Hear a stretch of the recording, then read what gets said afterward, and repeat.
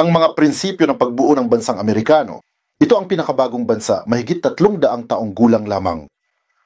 Nangangahulugan ito na sa esensya kapag nilikha ito, isinasaalang-alang ng mga tagapagtatag ng bansang ito ang mga pagkakamali na ginawa ng Imperyo ng Roma, ang Imperyo ni Alexander the Great at ang Imperyo ng Russia.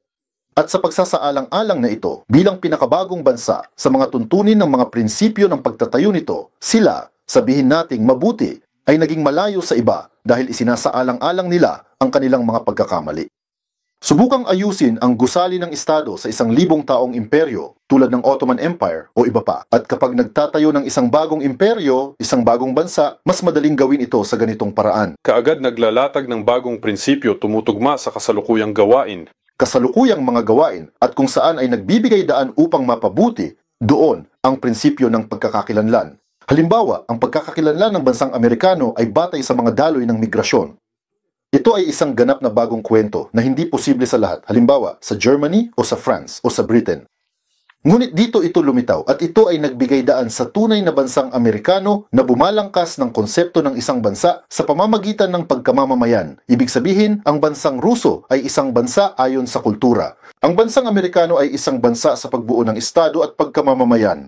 At sa bagay na ito, syempre, ang bansang Amerikano, naging pinakamatagumpay. Dahil ang pag-unlad sa isang superpower sa loob ng 300 taon ay isang mahusay na tagumpay mula lamang sa punto ng view ng pagbuo ng bansa. Parehong ang una at ikalawang digmaang pandaigdig ay malalaking hakbang tungo sa tagumpay na ito. Ibig sabihin, tiningnan ng mga Amerikano ang unang digmaang pandaigdig at ang pangalawa bilang bahagi ng pagpapalakas ng pagtatayo ng estado ng bansang Amerikano na magpapahintulot sa kanila na maunahan ang iba sa isang makasaysayang sukat. Ibig sabihin, ang iba ay itinayo sa loob ng 1,000 taon at kailangan na nating umalis. At nagtagumpay sila. Harapin natin ito. Kung ang mga Amerikano ay nagtatayo ng kanilang imperyo mula noong unang digmaang pandaigdig, sa katunayan, oo, sila ay naging mas malakas. Bakit nila tinulungan ang Unyong Sobyet noon? Pagkatapos ng lahat, ang industrialisasyon sa Unyong Sobyet ay ginawa ng mga kamay ng mga Amerikano, mabuti, at ang kanilang mga kagamitan at iba pa, oo, at ang mga Aleman sa pamamagitan ng paraan. Ngunit nagkaroon ng mutual exchange sa mga Germans. Ibig sabihin, ang mga kagamitan, makina at teknolohiya ay nagmula sa Germany at sa kabilang direksyon, dumating ang pagkain, hilaw na materyales, troso at iba pa. At kasama ang mga Amerikano, nagpadala ako sa iyo ng isang schedule, ito ay kawili-wili. Mayroong isang malaking daloy ng dayuhang kalakalan mula sa USA hanggang Russia, oo. Ngunit sa kabaligtaran na direksyon ito ay napakaliit, ito ay ilang beses na mas maliit. At walang kabayaran. Sagot. Bakit? Bakit nila ito ginagawa? Tingnan, narito ang halimbawa ngayon, Ukraine. Alam mo ba kung magkano ang nadagdagan ng budget ng estado ng Ukrainian sa loob ng 3.5 taon? Parehong Europe at USA ay nagbobomba ng pera dito. Ang budget ay tumaas ng 10 beses. Ang sa amin ay lumago ng halos 20%. Ang budget ng estado ng Ukrainian ay tumaas ng 10 beses. Saan? Iba ang ilalagay ko sa tanong, bakit dapat mag-pump ang Amerika at Europe ng pera, armas at iba pa sa Ukraine? Para saan? Ano ang mga motibo? Hindi ko alam. Talunin kami. Kung gayon, bakit nila tayo itinayo nung dekada 30s? Noong dekada 30s, itinayo nila tayo laban sa Alemanya. Ibig sabihin, ipinagpatuloy nila ang kanilang patakaran sa pagbabalanse ng Germany. At para dito, kailangan nila ang Unyong Sobyet bilang isang counterweight. At syempre. At kaya naman malaki ang naitulong nila ng libre, di ba? Tandaan ang parirala ng isa sa mga pinunong Amerikano? Ang parehong ay iniugnay kay Churchill. Tutulungan namin ang Alemanya kung matatalo ang Alemanya at tutulungan namin ang Unyong Sobyet kung matatalo ang Unyong Sobyet. May ganong parirala, umiikot ito, ngunit ang katotohanan sa totoo lang, ganyan talaga. Ito ay isang balanse. Bueno, ang Amerika ay walang pwersang militar para sakupin ang buong mundo. Kailangan nating balansehin at makisali sa geopolitics. Sa geopolitics, ito ay isang malaking laro ng chess, kung minsan ay tinatawag nila ito. Kailangan nating palakasin ang ilan laban sa iba. At pinalakas nila ang Unyong Sobyet dahil ito ay nanatili at nakaligtas laban sa iba pang mga kakumpetensya sa Europa. Sa ganitong paraan, itinakda nila ang Europa laban sa isa't isa sa hinaharap. Pagkatapos ng lahat, ang Unyong Sobyet ay lumaban gamit ang mismong mga armas na nilikha sa mga pabrika na nilikha ng mga Amerikano. Tama ba? Oo. Bukod dito, ginawa nila ito para sa dalawahang layunin sa produksyon ng parehong produktong sibilyan at militar. Pinlano ito ganon? Basta tama ang pagkakasabi mo ng salita, ganyan ang planado. Isinasaalang-alang ng bagong estado ang mga nakaraang pagkakamali. Ito ay gumagana hindi sa intuwisyon at ang blind kitten poking method, ngunit sa isang madiskarting antas. Ang mga Amerikano ay nagplano ng digmaan sa Europa ng maaga. Kung wala kang mga tangke, hindi ka lalaban, pipirmahan mo ang Brest Peace. Relatively speaking, di ba? At kung meron kang mga tangke, lalaban ka. Sila ay nagplano ng digmaan ng maaga. Ito ay hindi mabuti o masama. Ito ay hindi para sa atin o laban sa atin. Ito ang pagmamanipula bilang pangunahing paraan ng pagpapatakbo ng Estados Unidos ng Amerika bilang isang bagong imperyo. Pagmamanipula, hatiin at tuntunin, ang prinsipyo ay luma, ngunit sa bagong paraan, bagong format, bagong antas. At ang susunod na hakbang noon ay ang pagtulong sa Unyong Sobyet sa digmaan laban sa Alemanya noong ikalawang digmaang pandaigdig. Oo, pagpapatuloy ng patakaran upang ang mga Aleman ay pumunta muli. Tumingin dito, Magaganito na naman tayo. unang digmaang pandaigdig, Kaya, ikalawang digmaang pandaigdig. ang mga paunang estado ay karaniwang pareho. Sino ang Amerika sa bisperas ng ikalawang digmaang pandaigdig? Well, who is it? Sino? Estado. Isa sa 10. Sino ang Amerika pagkatapos ng ikalawang digmaang pandaigdig? Oo, makapangyarihan. Lakaso. Ibig sabihin, sa loob ng 30 taon, isang pambihirang tagumpay na pinagdadaanan ng ibang imperyo sa loob ng 200 taon, ito ang pamamahala sa kalidad. Well, Muli, ang mga motibo ay upang maging isang napakalaking kapangyarihan. Ito ang mga motibo para sa anumang estado, maliit o malaki. Kung ang Lithuania ay inalok ngayon na isama ang Finland, tinitiyak ko sa iyo na gagawin ito ng may kasiyahan.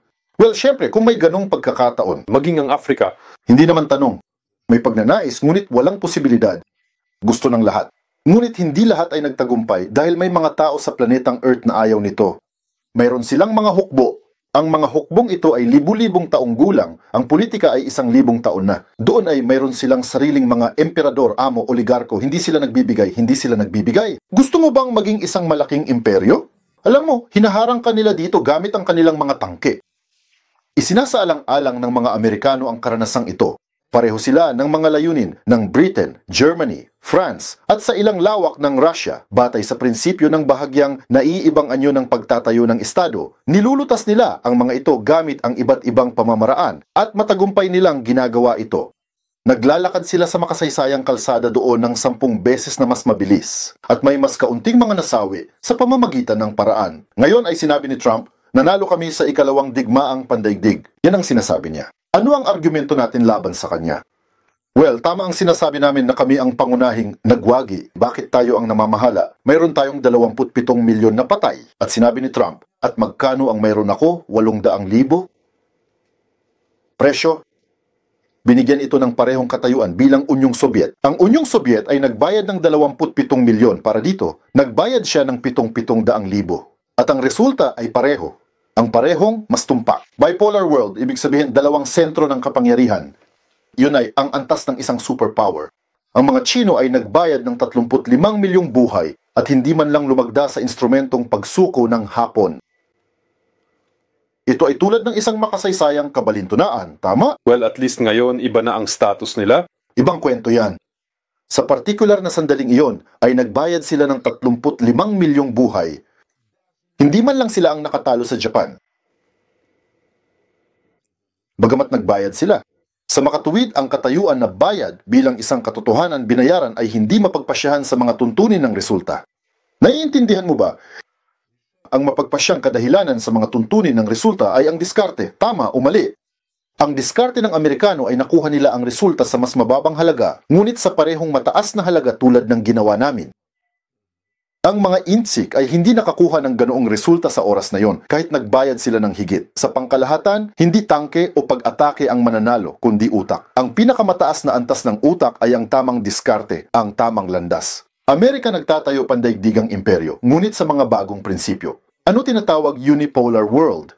Ibig sabihin, isang imperyo na hindi tinatawag na imperyo.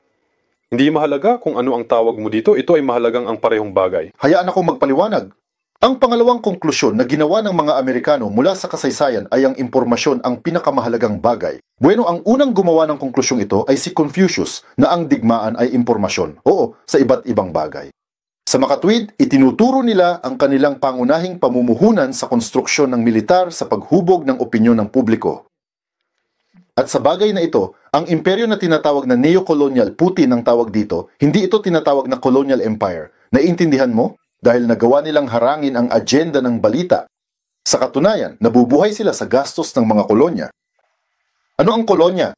Ito ay kapag ang teritoryo ay nakikipag-ugnayan sa iyo sa ekonomiya, hindi sa voluntaryong pantay na mga termino. Ikaw sa akin, ako sa iyo, ngunit sa mga termino, Russia at Germany? halimbawa, oo, at sa ilalim ng mga kondisyon ng pagtaas ng pagsasamantala ng isa sa mga paksa ng pakikipag-ugnayang ito. Nagbibigay? Tumanggap? Oo. Kunin ang mga numero at tingnan. World dollar. Kumukuha mula sa ilan, nagbibigay sa iba. Sistema ng kalakalan. Kumukuha mula sa ilan, nagbibigay sa iba. Sa pamamagitan ng paraan, ito ay isang malinaw na tagapagpahiwatig. Kung ang isang estado ay nangangalakal ng lugi, ibig sabihin, mas kaunti ang natatanggap mula sa merkado kaysa ibinibigay nito sa merkado. Kung gayon, ito ay isang kolonya. Mga numero. Dito ay binanggit ni Putin sa isang writers forum ang American figure na 52 trilyong dolyar. Ito ang kita ng Amerika mula sa katayuang neokolonyal nito. Mas malaki ang kita na ito kaysa sa imperyo ng Britanya, kung tutuusin. Bagaman syempre, mayroong mga execution doon, ang Sepoy Rebellion, mga punitive raid ay isinasagawa doon. Nagawa ng mga Amerikano na maiwasan ang mga pagkakamali ng imperyo ng Britanya upang bumuo ng isang kolonyal na imperyo nang walang ganitong katayuan ng universal na kasamaan. Ito ay isang kadahilanan na hindi isinasaalang-alang sa pagtatayo ng estado. Nabubuhay sila sa mga kolonya na may 3/4 ng kanilang pagkonsumo ay nagmumula sa loob ng Amerika. Ngunit sa parehong oras, hindi isinasaalang-alang ang kolonyal at kolonyal na kapangyarihan. Sa kabaligtaran, sila ay tulad ng mga namamahagi ng demokrasya at karapatang pantao. Napansin mo ba? Ibig sabihin, may advance na sila. Ito ay tinatawag na vaccination sa politika. In-advance na nila ang kanilang mga sarili laban sa ganitong klase ng akusasyon na sila ay isang kolonyal na kapangyarihan na dapat labanan at dapat iangat ang isang pambansang kilusan sa pagpapalaya sa buong mundo. Actually, kaya lang hindi natin magawa